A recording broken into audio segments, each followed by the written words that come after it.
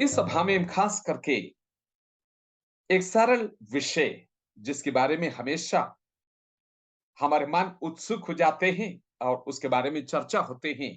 ये परमेश्वर के प्रेम के बारे में कई किस्म की वर्णन हमें मिलते हैं। उस विषय को थोड़ा सा मैं जांचने की कोशिश करूंगा। पहला यूहन्ना की पत्री उसके तीसरा अध्याय की पहला पद में यूहन्ना इस प्रकार से कहते हैं, देखो कैसे प्यार, व्हाट मैनर ऑफ लव, पिता ने हमको कैसे प्यार किया। ये किस किस्म की प्यार है।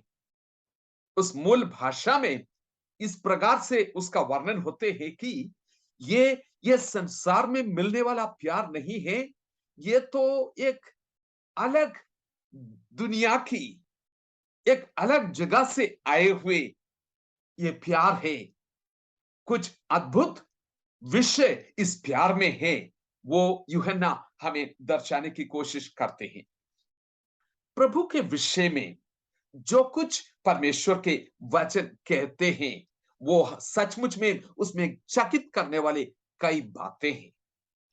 प्रभु यीशु मसीह जब अपने चेलों के संग चल रहे थे, बार बार ये बात कईयों ने पूछा, चेलों ने पूछा और लोगों ने पूछा, ये कैसे मनुष्य है, ये कौन है, कैसे अधिकार के साथ वो बात करते हैं।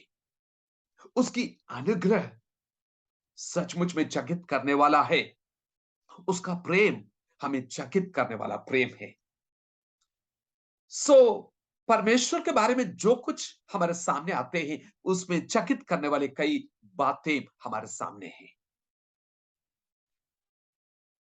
जो कई पसंदीदा विवरण जो परमेश्वर के प्रेम में 21वीं शताब्दी की कलीसिया की अंदर चारों तरफ मिलते हैं, उसको परमेश्वर के वचन की आधार पर मैं थोड़ा सा जांच करना चाहूंगा और कुछ बातें आपके सामने रखना मैं चाहूंगा।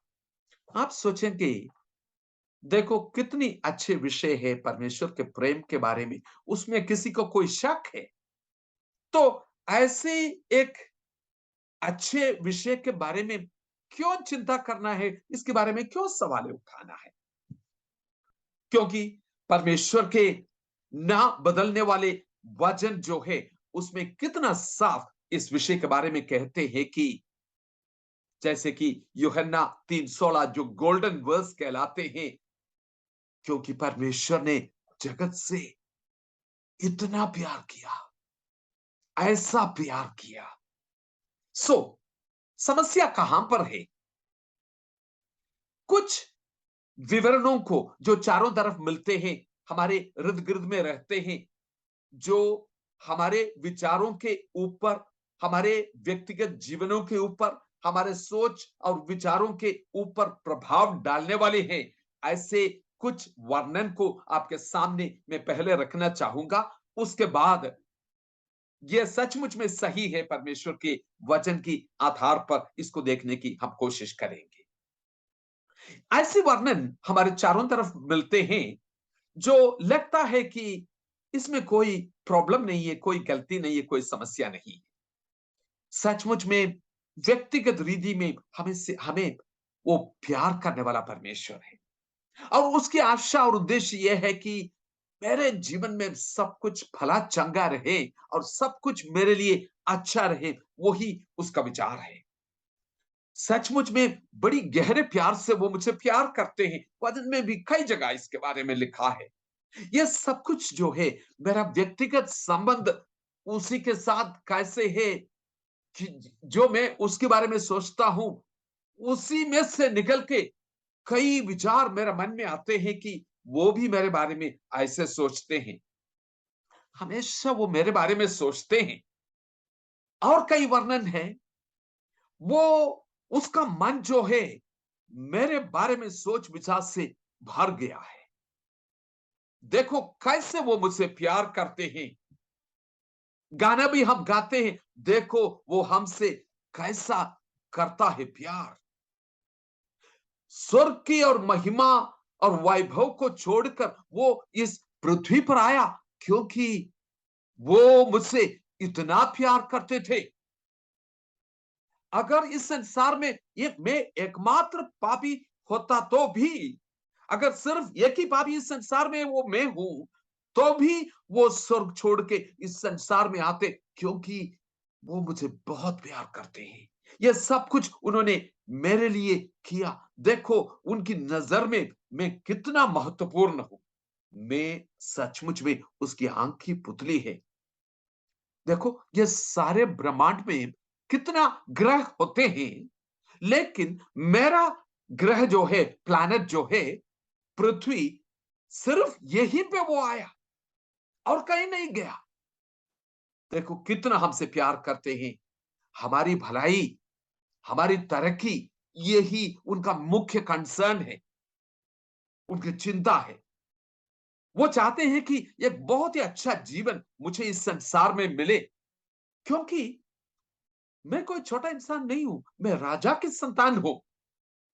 और मेरी बहुत अच्छी जीवन इस संसार में रहे और हर तरक्की तरीके से मैं तरक्की पाऊं, ये उनकी चाहत है। उनकी चाहत है कि हर तरह से मैं तरक्की पाऊं, क्योंकि मैं उसकी संतान हूं। जिस तरह से मेरा तरक्की होते ही वो इस बात को दर्शाते हैं कि उसकी अनुग्रह मेरे ऊपर है। और यह करना उनके लिए बहुत ही महत्वपूर्ण बात है, क्योंकि अगर ऐसे नहीं होता तो उसके उसकी प्रतिष्ठा को ठेस पहुंचेंगे। It will affect his reputation, जो उनका होते हैं ना, उसके ऊपर ठेस पहुंचेंगे। अगर मैं ऐसे व्यक्ति हूं और परमेश्वर मुझे इतना प्यार करते हैं, फिर मैं कभी भी गरीबी में नहीं रह सकता, क्योंकि स्वर्ग की सारे संपत्ति जो है उसने मेरे लिए निछावर कर दिया और मेरे लिए दे दिया, ताकि उस धन से मैं बड़ी धनी हो जाऊं। सारे ब्रह्मांड को उसने बनाया, सारे सृष्टि को उसने बनाया, लेकिन उसके बावजूद भी वो संतृप्त नहीं थे। उसको ऐसे महसूस हुआ कि ये सारे वनीले पशु है, हर किस्म की चीजें हैं, पक्षियां हैं, सुंदर कई चीजें हैं, लेकिन उसके वो सब कुछ के बावजूद वो महसूस किया कि मैं अधूरा हूं। एक्चुअली मेरे बिना, मेरे संगति के बिना, मेरी आराधना के बिना वो एक किस्म की अधूरापन महसूस करते हैं। मेरी आराधना के लिए, संगति के लिए वो तरसते हैं। मेरे बिना स्वर्ग वो चाहते नहीं, क्योंकि मेरे बिना स्वर्ग वो भी अधूरा रहते हैं। त्रिएक परमेश्वर मेरे लिए है। कलवारी के क्रूस पर यीशु मेरे लिए मरा, क्योंकि मैं कितना वो मुझसे प्यार करते हैं और मैं महत्वपूर्ण हूं उसकी नजर में। मेरे लिए वो क्रूस पर प्यास से तड़प रहे थे। उसकी जो दौत्य है, उसकी पूर्तिकरण मुझ में ही मिलते हैं। यह सब कुछ मेरे बारे में है। कितनी वर्णन मैंने दिया, यह सब कुछ मेरे बारे में है। कभी मैंने सोचा कि उसका प्रेम कितना महान है। सचमुच में मैं चकित हो रहा हूं। इस ब्रह्मांड जिसको उसने बनाया, उसके केंद्र में मुझे ही रखा है, सारे सृष्टि के बीच में। और मेरे बारे में बहुत बड़ा चढ़ा के वो सोचते हैं। कितना धन्य मैं हूं, मुझे वो बड़ा बनाना चाहते हैं। ये सारे वर्णन सुन के आपको कैसे लग रहे हैं? अच्छा लग रहे हैं? उत्साह भर रहे हैं? आश्वासन मिल रहे हैं? बहुत कामयाबी प्रचारक जो है, इन्हीं चीजों को प्रमोट करते हैं और उसी के द्वारा पूरा फायदा उठाते हैं। इनमें से कुछ जो वर्णन है, परमेश्वर की वचन की आधार पर हम देखने की कोशिश करेंगे। परमेश्वर के वचन जो है, बहुत ऊंचे आवाज में और बहुत स्पष्ट रूप में परमेश्वर के प्रेम के बारे में वर्णन करते हैं, उसमें कोई संदेह नहीं। बड़ी ध्यान से और धीरज के साथ इन बातों को सुनिए, तब जो मैं कहना चाहता हूं आपको समझ आएंगे। परमेश्वर के प्रेम के बारे में पुराने नियम में, नए नियम में बहुत सारे वर्णन हैं। उन वर्णनों को सारे मैं सामने रखना नहीं चाहूंगा, लेकिन कुछ पदों को मैं आपके सामने रखूंगा। यिर्मयाह 31 अध्याय उसका 3 पद कहते हैं कि अगम्य प्रेम से मैंने तुझे प्रेम किया हूं। इसमें कोई शक है? कोई शक नहीं है। अनंतता के पहले, इटर्निटी पास्ट, अनंतता में परमेश्वर ने अगम्य प्रेम से मुझे प्रेम किया, दुनिया से प्रेम किया, अपनी संतानों से प्रेम किया। नए नियम में जब आते हैं, कई ऐसे वर्णन है, बहुत स्पष्टता इस विषय के बारे में लाते हैं। उनमें से कुछ पदों को हम देखने की कोशिश करेंगे, और मेरा मुख्य उद्देश्य यह है, जहां पे भी परमेश्वर के प्रेम के बारे में वर्णन है और उस प्रेम के साथ जुड़े हुए चीज से क्या है, उसको देखने की हम कोशिश करेंगे। मेरी भलाई, मेरी तरक्की, मेरी ऊंचाई, मेरी बड़ाई, यही चीज है उसके साथ जुड़े हुए चीज, परमेश्वर के प्रेम के साथ जुड़े हुए चीज, या कुछ और संबंध परमेश्वर के वचन दर्शाने की कोशिश करते हैं जो महत्वपूर्ण है। उसको जांचने के बाद हम एक ऐसे निष्कर्ष पर पहुंचने की कोशिश करेंगे कि परमेश्वर मुझसे प्रेम करते हैं। जब मैं कहता हूं, मेरा मतलब क्या हो सकते हैं? The characteristics and the connections of God's love, परमेश्वर के प्रेम की स्वभाव और उसकी संबंध, इन दोनों चीजों को हम देखने की, स्वभाव और संबंध, इन दोनों चीजों को हम देखने की कोशिश करेंगे। कौन सी चीज के साथ ये अटूट रीति से जुड़े हुए हैं परमेश्वर के प्रेम? क्योंकि अगर ये इतनी महत्वपूर्ण है, तो उसके बिना परमेश्वर के प्रेम के बारे में मैं सोचूंगा तो मेरा विचार जो है सही नहीं है। यूहन्ना 3:16, वहीं से हम शुरू करेंगे, जो जाना माना पद है। वो उसका सही अनुवाद मूल शब्द में जो लिखा गया, मूल भाषा में लिखा गया, जो यूनानी भाषा में जो शब्द लिखा गया है, उसकी सही अनुवाद हम करेंगे तो इस प्रकार से हम उस पद को पढ़ेंगे। क्योंकि परमेश्वर ने जगत को इस तरह से प्रेम किया कि अपने एकलौता पुत्र को दे दिया, ताकि जो कोई उस पर विश्वास करे वो नाश न हो, परंतु अनंत जीवन पाए। उसके पुत्र को, उनके एकलौता बेटे को उसने दिया, ताकि उद्देश्य क्या है?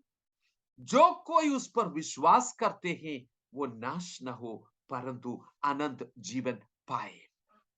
किस चीज के ऊपर ये वचन जोर देते हैं? कितना बड़ा प्रेम, वो बड़ा और महत्व, भुला के दिखाने के लिए वो कोशिश नहीं कर रहे हैं। जिस रीति से उसने प्यार किया और जिस उद्देश्य के साथ उसने प्यार किया, किस रीति से और किस उद्देश्य के लिए उसने प्यार किया, इसके ऊपर जोर दिया। उसने अपने इकलौता पुत्र को क्रूस पर मरने के लिए दे दिया। दे दिया कि मतलब ये सिर्फ नहीं है कि संसार में भेज दिया, दे दिया कि मतलब ये है कि क्रूस पर मरने के लिए दे दिया। तभी ये उद्देश्य पूरा होते हैं, जो कोई उस पर विश्वास करे, उसकी क्रूस पर किया हुआ संपूर्ण काम के ऊपर विश्वास करे, वो नाश ना हो। मेरे प्रियो, एक एक पद को सामने रखते हैं, इस बात को देखने की आप कोशिश कीजिए। उसके सेंटर में, केंद्र में मुझे क्रूस दिखाई देते हैं कि नहीं? यूहन्ना 3:16 के केंद्र में आपको क्रूस दिखाई देते हैं? एक सच्चाई को वो प्रकट करते हैं, परमेश्वर के उस अद्भुत प्रेम, जिससे अद्भुत रीति से उसने हम पर प्रेम किया। सच्चाई यह है कि हम जो नाश होने वाले थे, ऐसे लोगों को उसने अगम्य प्रेम से प्रेम किया और उसने एक कार्य किया, उसके बारे में भी वर्णन है। क्या क्या कार्य किया? परमेश्वर ने अपने पुत्र को मेरे लिए मरने के लिए भेज दिया। वो मेरे लिए उसको निछावर कर दिया और उसके साथ एक बड़ी वायदा भी वो देते हैं। वो वायदा क्या है? जो कोई उस पर विश्वास करते हैं वो नाश नहीं होते, पुत्र के जीवन में हम भागीदार हो सकते हैं। इस विश्वास के द्वारा वही पुत्र का जीवन जो है वो आनंद जीवन है। शैडो ऑफ द क्रॉस, क्रूस की प्रतीक्षाया जो दिखाई देते हैं, इसके केंद्र में क्रूस की प्रतीक्षाया आपको दिखाई देते हैं। ये एक खुला निमंत्रण है उद्धार के लिए। परमेश्वर ने इसकी शुरुआत की। ये प्रेम की कार्य जो है, क्रिया जो है, उसके द्वारा एक ऐसे रास्ता उन्होंने खोला ताकि अनंत जीवन जो उनके पुत्र के जीवन में, उस जीवन में हम भागीदार हो सके। अगर हम इस पर विश्वास नहीं करते हैं, जिस पद को हम परमेश्वर की इतना बड़ा प्रेम और प्रेम के ऊपर जितना जोर दे रहे हैं, 17 और 18 पद, 17 से 19 पद तक पढ़ के देख लीजिए। उसी के साथ साथ क्या जोड़ा हुआ है? उसी के साथ साथ कहते हैं कि वो उद्देश्य पूरा नहीं होते हैं उसके पुत्र पर जो विश्वास नहीं करते हैं, और अंधकार को जो चुनते हैं, रोशनी इस संसार में आने के बाद भी अंधकार को जो चुनते हैं, उसके ऊपर न्याय ऑलरेडी आ चुका है। दंड की आज्ञा इसी के साथ साथ आ चुका है। क्या सिर्फ प्रेम की बढ़ा चढ़ा के दिखाने की वो कोशिश करते हैं? कौन सी प्रेम के बारे में वो बात कर रहे हैं? हर एक पद को मैं ऐसे उसका निचोड़ निकालने की कोशिश करूंगा कि प्रेम की कौन सी स्वभाव को और वो दर्शाने की कोशिश करते हैं और उसकी संबंध क्या है, क्या स्वभाव यहां पे है। छुटकारे की और जीवन देने वाली प्रेम, छुटकारे की प्रेम और अनंत जीवन की देने वाली प्रेम। यूहन्ना 13 की पहला पद, जल्दी जल्दी इन पदों को मैं देखने की कोशिश करूंगा। बहुत सारे वचनों को हमें देखना है। यूहन्ना 13, हम जानते हैं कि क्रूस की छाया में खड़े होकर प्रभु यीशु मसीह अपने चेलों के साथ आखिरी जो लॉर्ड सपर जो हम कहते हैं, प्रभु की मेज जो कहते हैं, आखिरी बार चेलों के साथ मिलके पेसहा की पर्व में रोटी उठा के वो तोड़ रहे हैं। और वो उस माहौल आप देख सकते हैं जब परमेश्वर के पुत्र वो रोटी तोड़ के उनको देते हैं और कहते हैं कि ये मेरा शरीर जो तुम्हारे लिए तोड़ा गया है। उस अध्याय की यूहन्ना 13 की शुरुआत में ये लिखा है कि जिसने पहले से प्रेम किया उसने क्या किया? अंत तक प्रेम करने वाला। अंत तक मतलब the highest expression of love, प्रेम जो सीमाओं की पार करके अगम्य प्रेम की असीमता को दर्शाते हुए हमसे प्रेम करने वाला प्रेम, जो जिसने पिता उनको दिया है, उनको आखिर तक प्रेम की सीमाओं को पार करने तक उसने प्रेम किया। क्या क्रूस की छाया इसके केंद्र में आपको दिखाई देते हैं? ये कैसे प्रेम है? अंत तक प्रेम करने वाला प्रेम और एक सेवा के लिए समर्पित करने वाला, सेवा के लिए उत्साह देने वाला प्रेम, अंत तक प्रेम और सेवा के लिए नियोग करने वाला प्रेम।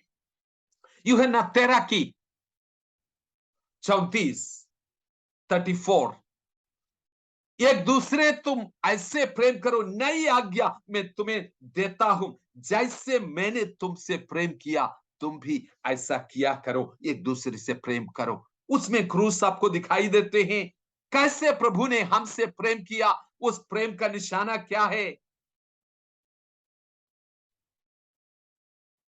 अपने जीवन को हमारे लिए निछावर करके उसने हमसे प्रेम किया। यह प्रेम जो है सचमुच में एक सच्चे प्रेम है, एक कुर्बानी की प्रेम है। ये हमारे जीवन को संपूर्ण रीति से बदलने वाला, परिवर्तन लाने वाला प्रेम है। और वो कहते हैं कि जैसे तुम प्रेम करते हो एक दूसरे से, सबको पता चलेगा कि तुम मेरे चेले हैं, क्योंकि स्वामी ने जो किया है वो ही ये लोग भी कर रहे हैं। अपने प्राण को बहुमूल्य नहीं समझता और अपने संतों के लिए, अपने अपने प्रेमियों के लिए अपने आप को देने वाली प्रेम स्वामी ने किया। उसी प्रेम से ये लोग भी प्रेम कर रहे हैं, सच्चे प्रेम और कुर्बानी की प्रेम। यूहन्ना 14:15, अगर तुम मुझसे प्यार करते हो मेरी आज्ञाओं को मानो। यह मेरी आज्ञा है कि तुम एक दूसरे से प्रेम करो, जैसे मैंने तुमसे प्रेम किया तुम भी एक दूसरे से प्रेम करो। कई बार लोग इस प्रकार से कहते हैं, आज्ञाकारिता प्रेम की मापदंड है, तो हमें आज्ञाकारी रहना है, प्रभु ने जो भी बोला है कार्य को करते रहना है। मैं थोड़ा सा इसके ऊपर सवाल उठाना चाहूंगा। क्या यह सच है कि आज्ञाकारिता प्रेम की मापदंड है हमेशा? कई बार हम इस बात को देखते हैं कि बड़ों की आज्ञा मानना जरूरी होते हैं, इसलिए भी आज्ञा मानते हैं। यह जरूरी नहीं है कि प्रेम के कारण से।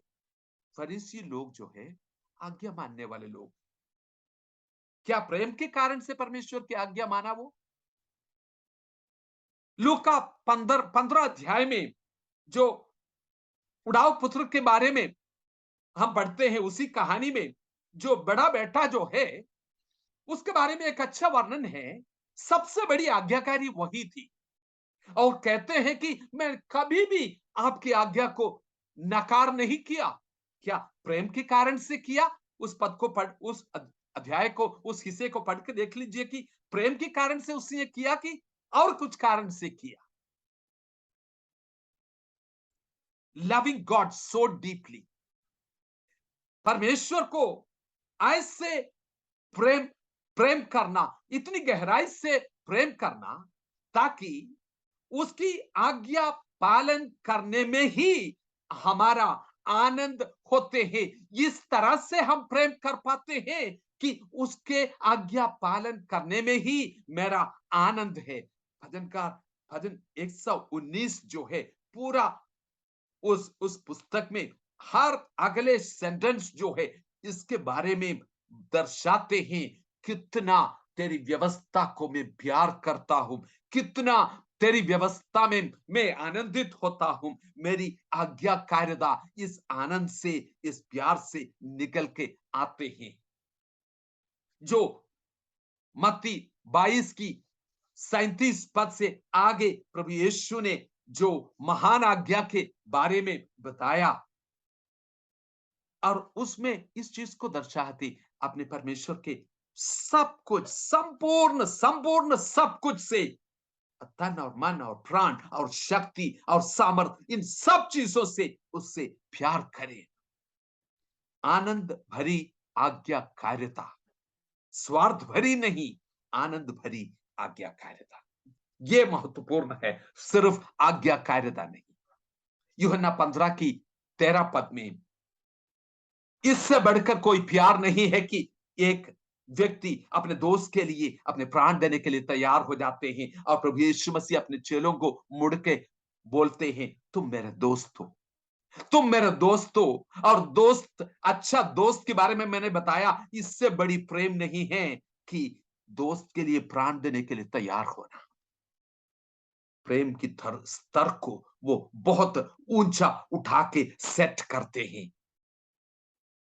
प्रेम जो है स्वयं की आनंद और खुशी को, उसको खुश करने वाले नहीं हैं, अपने सुख विलास चाहने वाले और परमेश्वर की प्रेमी, इन दोनों में एक बड़ी अंदर वहां पे दर्शाते हैं।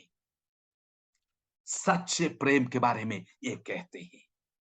सच्चे प्रेम जो है पाने के बारे में नहीं है, देने के बारे में है। ये पकड़ने के बारे में नहीं है, निछावर करने के बारे में है। इन सचमुच में ये महान प्रेम है। यूहन्ना 17 उसकी 24 से लेके 26 पद तक जब हम पढ़ते हैं, यीशु मसीह की जो महायाजक की प्रार्थना करके हम कई बार इसको मानते हैं, उस पद में कौन सी प्रार्थना वो करते हैं, और वो कहते हैं कि पिता, आपने जगत की नींव डालने से पहले से आपने मुझसे प्रेम किया है। और मेरी आशा है और प्रार्थना इस समय यह है, मेरी विनती यह है कि वो ही प्रेम जो है आप इनके अंदर उंडेले, मैंने आपको इन पर प्रकट किया है, और मैं आपके हृदय को मेरे चेलों के सामने और आने वाले सभी विश्वासियों को मेरी आत्मा के द्वारा मैं आपके हृदय को ऐसे प्रकट करते रहूंगा, जब तक जो प्रेम मेरी अंदर है उसकी अंदर भी आ जाए। क्या प्रार्थना है, प्रभु क्या प्रार्थना कर रहे हैं, इनके अंदर वो प्रेम आ जाए जिसका स्वभाव मेरे चरित्र के साथ मिलने वाली स्वभाव हो, और पिता के दिल को जैसे मैंने जाना ये लोग भी जानना पाए, कलीसिया ये जानने पाए, और उनके दिल जो है जैसे मेरा दिल आपके लिए तड़पते हैं, आपको महिमा देने के लिए तड़पते हैं, कलीसिया भी उसी के लिए, उसी स्वभाव को लेकर चलने वाले बन सके। पिता को महिमा देने वाली प्रेम। यूहन्ना 21 अध्याय 15 से लेके 19 पद तक हम देखेंगे। बड़ी सुपरिचित पद है। पत्रोस को प्रभु यीशु मसीह पत्रोस के साथ बातचीत कर रहे हैं, जी उठा हुआ प्रभु यीशु मसीह उस समुद्र के किनारे उनके साथ बातचीत हो रहे हैं पुनरुत्थान के बाद, और उनसे बार बार ये सवाल उठा के पूछते हैं, पत्रोस तू मुझे प्रेम करते, मेरे पीछे हो ले।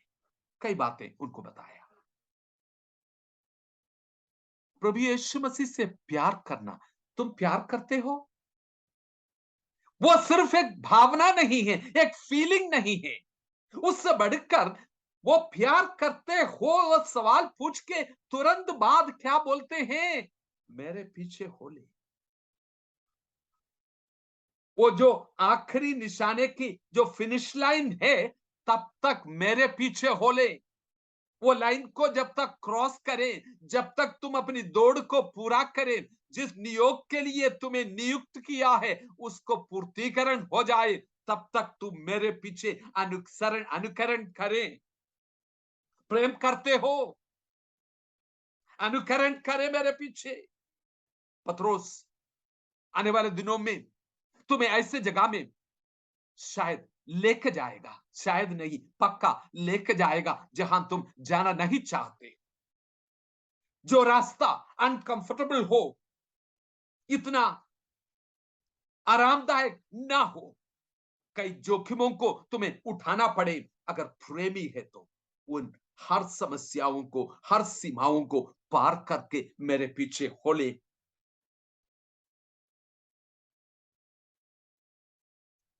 प्रेमी जो है ऐसे रास्ते में ले जाने के लिए अपने आप को समर्पित करते हैं। पत्रोस इस रास्ते में चलने के लिए बाद में तैयार हो गया। हम जानते हैं, टू वॉक दैट विया डोलोरोसा, उस पीड़ा की, दर्द की रास्ते से चलने के लिए वो तैयार होके आगे निकलते हैं। क्या प्रेम है ये, नियुक्त करने वाला, आदेश करने वाला, आदेश स्वीकार करने वाला प्रेम, पीछे चलने वाला प्रेम। रोमियो 5:8, परमेश्वर ने उसका प्रेम हम पर प्रकट किया, जब हम पापी ही थे मसीह हमारे लिए मरा।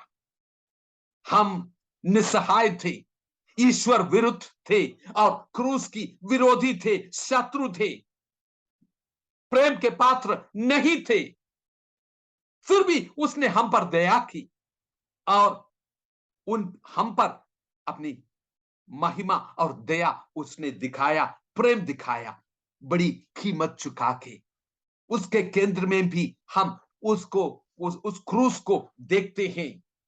ये प्रेम जो है सिर्फ इमोशन और अफेक्शन नहीं है, ये भावना और भावुकता नहीं है, ये उद्देश्य पूर्ण प्रेम है, जिसके लिए उद्देश्य पूर्ण कदम को उठाने वाला प्रेम है।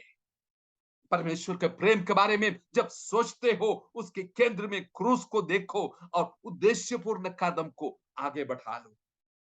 कई वचनों को जो प्रेम के बारे में बताते हैं, आपके सामने में लेके एक झलक दिखा रहा हूं। रोमियो 8 की 38 जो है, 28 जो है, बड़ी सुपरिचित है। जो परमेश्वर से प्रेम करने वाले हैं, उनके बारे में लिखा है कि सब बातों के पीछे परमेश्वर ऐसे कार्य करते हैं ताकि उन परिस्थितियों को तुम्हारी भला में से तुम्हारी भलाई उत्पन्न कराने के लिए।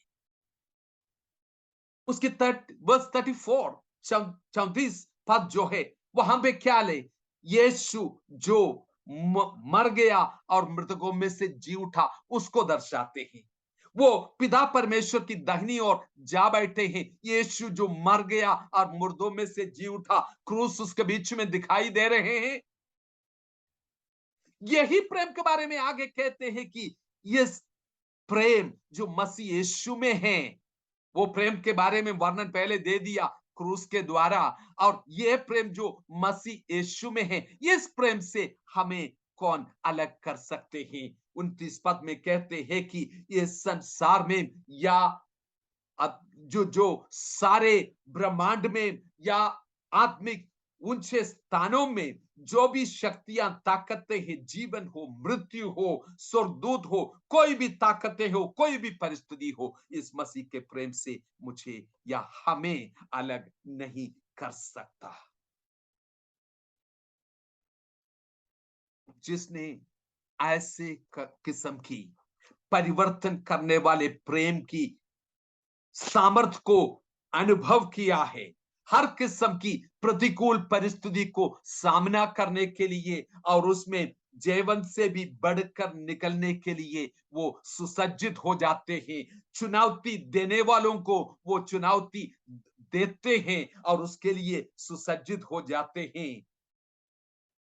वो बड़ी शक्तिशाली योद्धाएं बन जाते हैं और वो हिला नहीं पाएंगे। ये जय पाने वाली प्रेम है। दूसरा कुरिन्थियों 5 की 14, मसीह का प्रेम मुझे विवश कर देते हैं, मुझे पागल बना देते हैं।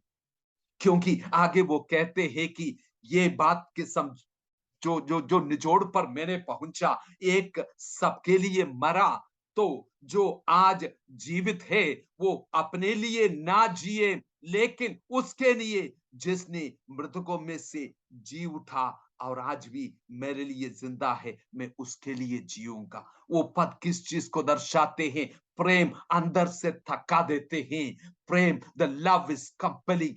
प्रेम जो है मुझे विवश कर देते हैं। प्रेम अपने कब्जे में मुझे ले जाते हैं, अपने नियंत्रण में मुझे लाते हैं। और सिर्फ एक भावना नहीं है, मेरे अंदर एक ऐसी कन्विक्शन लाते हैं, एक एक ऐसे निर्णय पर मुझे लेके आते हैं प्रेम ने, और उस प्रेम ने मुझे थका देते हैं और मुझे आश्वासन देते हैं कि एक मेरे लिए मरा। इतना एक प्रेमी को मैं भरोसा रख सकता हूं उसके ऊपर, और मुझे आज्ञा भी वो देते हैं, मुझे आदेश भी वो देते हैं, ताकि उसके उद्देश्य के लिए मैं आगे निकल पड़ूं। मेरे एक एक कदम जो है, ये प्रेम के द्वारा निर्णय किया गया कदम है। मैं आसानी से ऐसे नहीं जी रहा हूं। प्रेम की सपना देख के, प्रेम जो है मेरे जीवन की एक एक कदम को अनुशासित करने वाला प्रेम ये है। और वो मुझसे कहते हैं कि तुम अपने लिए मत जिए। मेरे प्रियो, बहुत साल पहले एक पद जो है मेरे जीवन में बहुत बड़ा गहरा काम किया। मैं मेडिकल कॉलेज में एक डॉक्टरी की तैयारी में पढ़ाई कर रहे थे। उस समय एक दिन ये पद जो है बड़ी शक्तिशाली रूप में मेरे सामने आया और मैंने प्रभु के सामने बोला, प्रभु मैं विश्वास करता हूं कि आप मेरे लिए मरा और आज मैं आपके सामने अपने जीवन को निछावर करना चाहता हूं। मैं अपने लिए नहीं जीऊंगा, अपने सपनों के लिए नहीं जीऊंगा, अपनी भावनाओं के लिए, अपनी सहूलियत के लिए नहीं जीऊंगा। मैं तेरे पीछे चलूंगा मेरे प्रभु। स्वार्थ प्रेम नहीं, स्वयं को निछावर करने वाला प्रेम, एक उद्देश्य को बदलने वाला प्रेम, जीवन की निशाने को बदलने वाला प्रेम, मिशनल लव, ये रूपांतरण देने वाला प्रेम है और परमेश्वर की दौत्यों के लिए तैयार करने वाला प्रेम है। गलतियों 2:20, the one who loved me, परमेश्वर का पुत्र जिसने मुझसे प्रेम किया और मेरे लिए अपने आप को दे दिया। में यीशु मसीह के साथ क्रूस पर चढ़ाया गया है। कौन देखते हैं, किसको वहां देखते हैं? यीशु मसीह क्रूस पर चढ़ाया हुआ। जिस शब्द में, जिस पद में कहते हैं कि जिसने मुझसे प्रेम किया, साथ क्या देखते हैं? यीशु मसीह जो क्रूस पर चढ़ाया हुआ, क्रूस उसके केंद्र में आपको दिखाई देते हैं। और उसका निचोड़ क्या, निष्कर्ष क्या निकलते हैं? Living the crucified life in the power of resurrection, मसीह के साथ क्रूस पर चढ़ाया हुआ और उसी में जीवित रहने वाला, उसी के संग एक सादृश्य बनाने वाला उस प्रेम मेरे अंदर कार्य करते हैं। Love that conforms to the crucified Christ, क्रूस पर चढ़ाया हुआ मसीह के संग मुझे जुड़ाने वाला, उसके सादृश्य में बनाने वाला प्रेम। इफिसियों 1:4 से लेके 8 पद में जल्दी से आगे बढ़ूंगा। उधर भी प्रेम के बारे में बताते हैं। पहला अध्याय, इफिसियों पहला अध्याय के 4 से 8 पद, प्रेम के कारण से उसने ये सब कुछ किया करके शुरुआत होते हैं। हमारे वो गोद लेने वाला कार्य जो है और हमारा मसीह के लहू के द्वारा छुटकारा देने वाला काम, हमें धर्मी ठहराने वाला काम, हमें गोद लेने वाला काम, ये सब कुछ किसके ऊपर आधारित है? प्रेम के द्वारा उसने ये सब कुछ पहले से निर्णय कर चुका है और ये कार्य को करते हैं। और ये किया कैसे? यीशु के लहू के द्वारा, क्रूस उसके बीच में दिखाई देते हैं। रिडीमिंग लव, छुटकारा देने वाला प्रेम। 2 अध्याय की, इफिसियों 2 की 4 पद देख लीजिए, वहां पर लिखा है कि ये परमेश्वर जो दया की धनी है, अपनी इतना महान प्रेम से मुझसे प्रेम किया। वहां पे किसका वर्णन है? Christ who died and rose again, मसीह जो मरा और जी उठा, उस मसीह को केंद्र में रखते हुए कहते हैं कि ये है उसका प्रेम। डेथ एंड रिसरेक्शन, मृत्यु और पुनरुत्थान, जो मैं मरा हुआ था, मसीह के साथ जब संग होने के कारण से इन यूनियन विद क्राइस्ट में जिलाया गया। मृत्यु नहीं है तो जिलाया कैसे? इस महान प्रेम के बारे में जब देखते हैं, उसके केंद्र में क्रूस दिखाई देते हैं। इफिसियों 3 की 17 से लेके 19 पद, उधर भी यही बात आपको दिखाई देते हैं। एक बड़ी बुलाहट है परमेश्वर की प्रेम की, इस महान प्रेम में जड़ पकड़ते हुए उसकी ऊंचाई, उसकी गहराई, उसकी लंबाई, उसकी चौड़ाई को नापने के लिए जब बुलाते हैं, उसके संपूर्ण प्रेम को पहचानने की ये जो बुलाहट है, उसके बीच में क्या दिखाई देते हैं? मसीह का क्रूस दिखाई देते हैं। The full extent of his love. इफिसियों 5 की 25, मसीह जैसे हमको प्रेम किया, कलीसिया को प्रेम किया और उसके लिए अपने आप को दे दिया, मसीह के बारे में वो कहते हैं। स्वयं को कुर्बानी करने वाला प्रेम। मैं सिर्फ इन पदों को बता के आगे निकल रहा हूं। पहला पत्रोस पहला अध्याय 1, 2 और 8 पद बहुत सुंदर है। एक ऐसे परमेश्वर को प्रेम करना जो जिसने अपने लहू के द्वारा हमारे ऊपर छिड़काव किया है। क्रूस उसके बीच में दिखाई देते हैं। ऐसे परमेश्वर से प्रेम करना। कुछ लोगों के बारे में वर्णन है 6 से लेके 8 पद तक, जब आग की भट्टी में वो डाला गया, वो कहते हैं कि तुमने उसको देखा नहीं, फिर भी उस पर विश्वास करते हैं, अभी भी नहीं देखते हैं, फिर भी उससे प्यार करते हैं। आग की भट्टी में प्यार। हाँ जी, परमेश्वर की क्रोध की आग की भट्टी में कलवारी के क्रूस पर हमने प्यार देखा है। ये परख कर सिद्ध किया गया प्रेम है। आग की भट्टी में परखा हुआ प्रेम ये प्रेम है। पहला यूहन्ना 3 अध्याय की 16 पद में कहते हैं कि प्रेम हम इस रीति से पहचानते हैं, मसीह यीशु ने अपने आप को हमारे लिए दिया, हम भी एक दूसरे के लिए यही किया करें। Suffering for the sake of the gospel and willing to pay any price for the fulfillment of that calling. प्रभु यीशु मसीह के सुसमाचार के लिए दुख उठाना और उसके लिए कोई भी किस्म की कीमत चुकाने के लिए तैयार हो जाना, ये कौन सी प्रेम के बारे में बताते हैं? कीमत चुकाने वाली प्रेम, कॉस्टली लव। पहला यूहन्ना 4:10, ये आखिरी पद बोल के फिर मैं इसको कंक्लूजन में लाने की कोशिश करूंगा। इन दिस इज लव, इसी में हम प्रेम को देखते हैं, जिसने हमसे प्रेम किया और हमारे लिए अपने आप को दे दिया। चुनौती देने वाला प्रेम, अटोनिंग लव।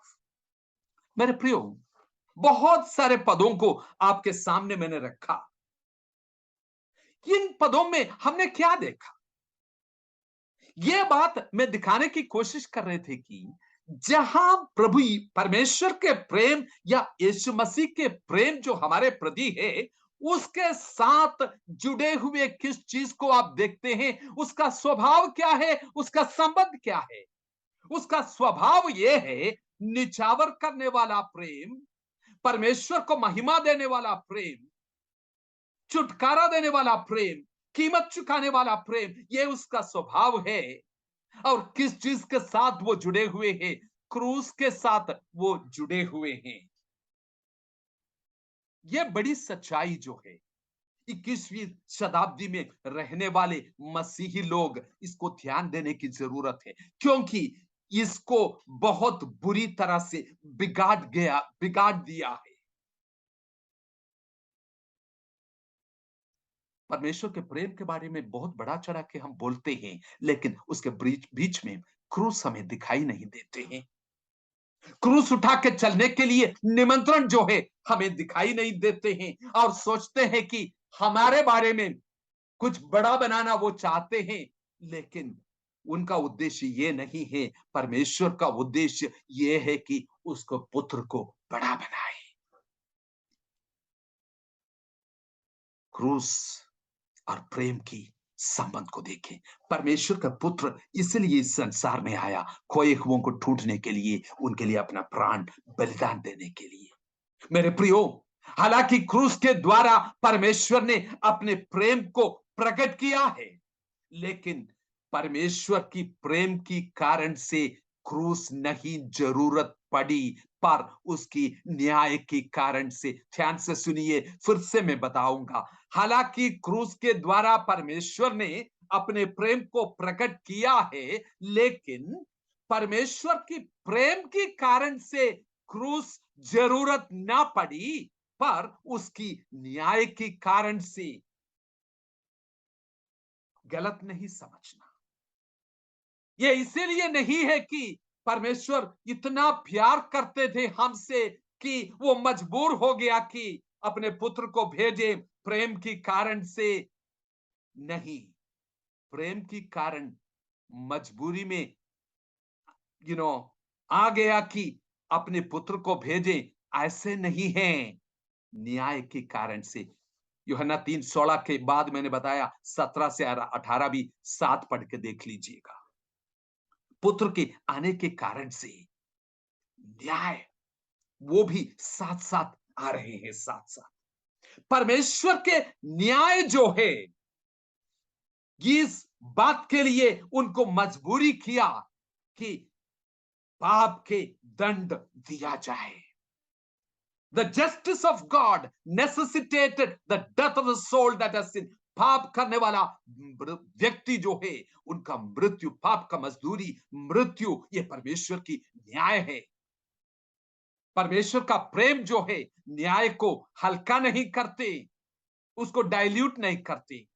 परमेश्वर की क्रोध जो है हर एक अनैतिकता, अनगॉडलीनेस, ईश्वरीय भक्ति के भक्ति रहित जीवन जो है उसके खिलाफ परमेश्वर की क्रोध स्वर्ग से भटक रहे हैं। लहू बहाने के बिना पाप की छुटकारा नहीं है। परमेश्वर का न्याय जो है एक बलिदान की मांग करते हैं। जब हम बताते हैं वो देखो वो हमसे कितना प्यार करते हैं, क्रूस की ओर देखते हुए सिर्फ ये न कहे मेरे प्रियो, पाप को कितना गंभीरता से वो लेते हैं, वो क्रूस पर देखो। परमेश्वर का पुत्र प्रभु यीशु मसीह और पिता परमेश्वर दोनों आपस में बहुत गहरा प्यार करते थे, हमेशा करते आए हैं। अनंतता के पहले से वो एक दूसरे से बहुत प्यार करके आए हैं। वो पुत्र क्रूस पर टंगा हुआ जब दिखाई देते हैं, ये सवाल आपके मन में उठना चाहिए, पाप को कितना गंभीरता से परमेश्वर देखते हैं, या सिर्फ कितना वो मुझसे प्यार करते हैं इतना ही देखते हैं। काश हमारे अंदर वही भावना आ जाते, पाप के प्रति कितना गंभीरता से वो पाप को लेते हैं, मुझे भी वही गंभीरता से पाप को लेना है। परमेश्वर की क्रोध की झलक हमें दिखाई दे प्रेम की झलक से पहले या उसके साथ साथ, मेरे प्रियो, जोनाथन एडवर्ड्स करके परमेश्वर के एक दास ने एक बड़ी सरमन प्रीच किया, Sinners in the hands of an angry God. एक ऐसे गुस्सा भरी परमेश्वर के हाथ में एक पापी का हालत क्या है उसके बारे में उन्होंने बताया।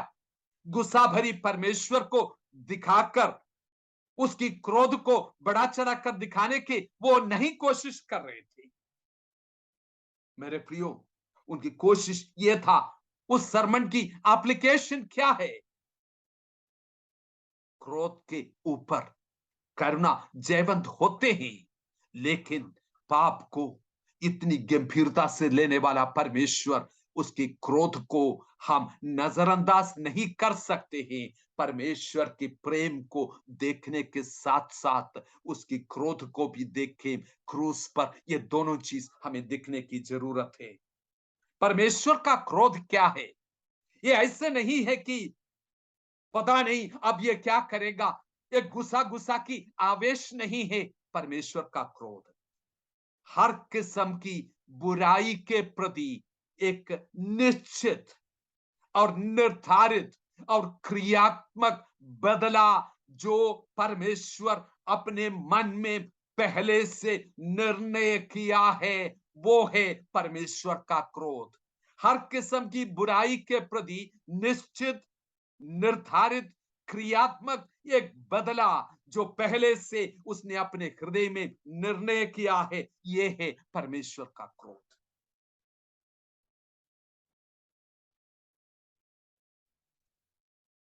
भजन संहिता 2 अध्याय के 11 और 12 पद अब पढ़ के देख लीजिए। डरते हुए उसकी उपासना करो, कांपते हुए मगन हो। कांपते हुए मगन होना आपने कभी सुना है? मगन होते हैं तो कांपते कैसे? लेकिन परमेश्वर का प्रेम तभी समझ पाएंगे जब हम कांपते हुए मगन हो। उसके पुत्र को छूमो, ऐसा न हो कि वो क्रोध करे, उसके लिए बुलाहटे, और आखिर में कहते हैं कि धन्य है वो जिनका भरोसा उस पर है। आराधना के लिए कई वर्शिप सॉन्ग्स यूज करते हैं परमेश्वर के प्रेम के ऊपर। कई गाना जब मैं सुनता हूं, मैं उसके ऊपर मन सोचता हूं।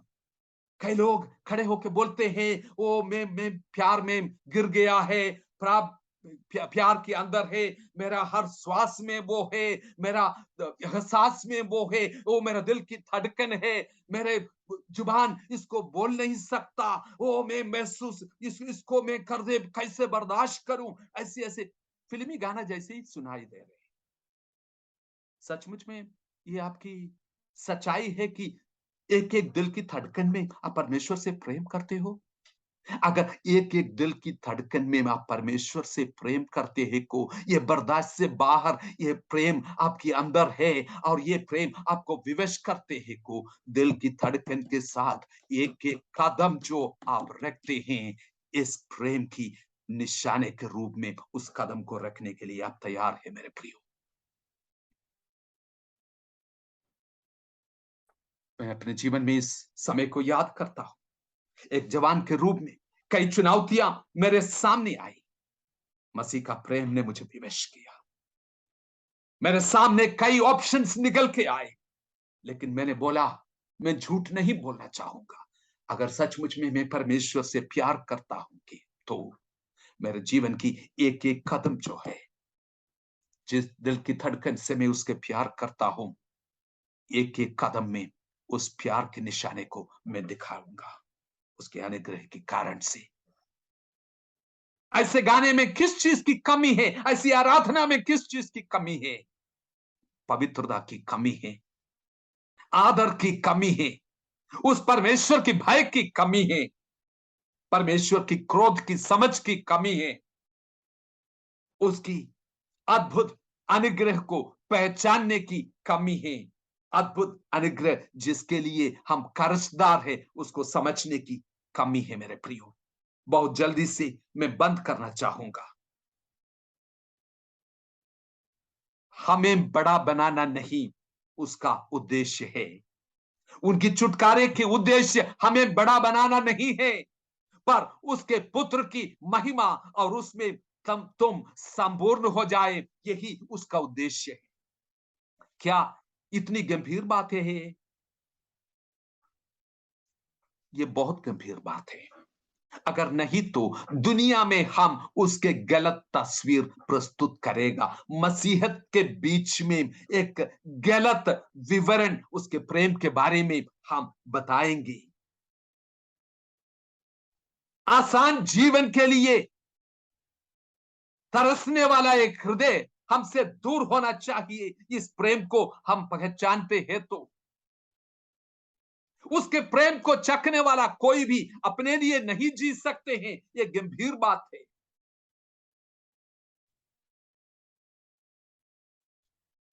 जो कमी है उसमें हम कैसे वापस आ सकते हैं? जो विवरण हम पहले दे रहे थे, हम कैसे वापस आ सकते हैं? परमेश्वर हमें बुला रहे हैं 24/7 उसके साथ रहने के लिए। लगातार इस लड़ाई में हमें भाग लेने के लिए वो बुला रहे हैं। जो चीज से हमारे पापमय शरीर को प्रभाव डालते हैं उसको बदल के क्रूस की जो नैरेटिव है, विवरण है, जो आत्मा की अंदर एक बड़ी प्रभाव को लेके आए। मेरे प्रियो, मसीही समुदाय के साथ वार्तालाप करें और जवाबदेही को रखें। ऐसी एक जीवन में आगे बढ़े मेरे प्रियो। क्या हम स्वार्थ तात्पर्यों से धोखा खाई और सोचते हैं कि सब कुछ मेरे बारे में है? ये सब कुछ मेरे बारे में नहीं, ये सब कुछ उसके बारे में है जिसने मेरे लिए प्राण दिया और मेरे लिए अपने आप को दिया। कौन सी प्रेम है? परमेश्वर के प्रेम के बारे में जब बताते हैं, कौन सी प्रेम के वर्णन में दे रहे थे? छुटकारा देने वाले प्रेम, कीमत चुकाने वाला प्रेम, बलिदान देने वाला प्रेम, बदलने वाला, जीवन को संपूर्ण रीति से रूपांतरण करने वाला प्रेम, आशा देने वाली प्रेम, धक्का देने वाली प्रेम, विवश करने वाली प्रेम, निर्णयों को लेने में मदद करने वाली प्रेम, जीवन की कदम को अनुशासित करने वाली प्रेम, कीमत चुकाने वाली प्रेम, परमेश्वर को महिमा देने वाली प्रेम। यही आपका प्रेम का वर्णन है। एक पद को आपके सामने रखते हुए मैं इस सभा को खत्म करना चाहूंगा। जो श्रेष्ठ गीत की पुस्तक है, 8 अध्याय की 6 और 7 पद आप बाद में पढ़ के देख सकते हैं। वहां पे इस प्रकार से अंग्रेजी अनुवाद में जो बताते हैं उसके अनुसार मैं इसको पढ़ना चाहता हूं।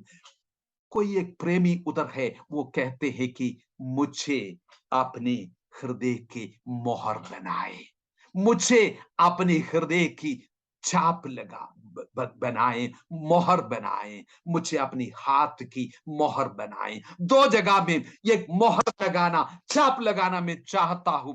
कौन सी वो दो जगह है? तुम्हारे हृदय के ऊपर एक मोहर लगाना मैं चाहता हूं, तुम्हारे हाथ के ऊपर एक मोहर लगाना मैं चाहता हूं। हृदय के ऊपर मोहर लगाएगा तो क्या होगा? कहते हैं कि एक आग जल रहे हैं। वहां लिखा है कि ये प्रेम के सामर्थ्य में कहते हुए, उसकी ज्वाला अग्नि की दमक है, वरन परमेश्वर ही की ज्वाला है। कौन सी ज्वाला जल रहे हैं? परमेश्वर की ज्वाला अंदर जल रहे हैं। बाइबल पढ़ के देख लीजिएगा।